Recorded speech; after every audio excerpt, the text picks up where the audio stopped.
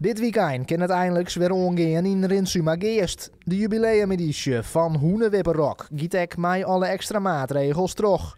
Met zo'n fanatieke organisatie kon dat ik net uitblijven. Op zich voor u is het prima te doen, want het is met maximaal zo'n 150 bezoekers. Nou, dat is voor u een mooi aantal. En ja, we moeten de tent maar we goed ventileren. Nou ja, zoals juist hebben we die al heel mooi hier maken.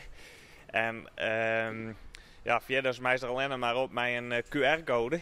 Dus als je al gevaccineerd bent en ons mij testen voor toegang, dat slagen de meeste mensen voor, dus dat kan prima. Maar onder meer optredens van het Hoenekop-duo en Corneum moet het een mooi feestje worden. Het is eens weer het eerste grote feest in de regio. En misschien wel een voorbeeld voor andere evenementen. Wij dachten, we gaan de uitdaging gewoon aan. En ja, zat het nou liek het met het prima kennen.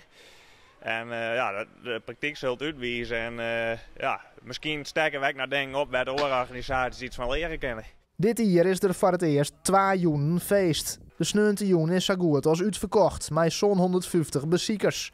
De organisatie is wijs dat het eindelijk weer omgaat. Maar zucht ook maar een skuun erg naar 2022. We hebben vandaag hier ook al een aantal mooie bands vastlijn. En we, ja, voordat die coronaregels er zijn, merken we ook dit keer al op zo'n 1000 man. Ja, dat maken we dan volgende keer maar helden of misschien nog maar meer.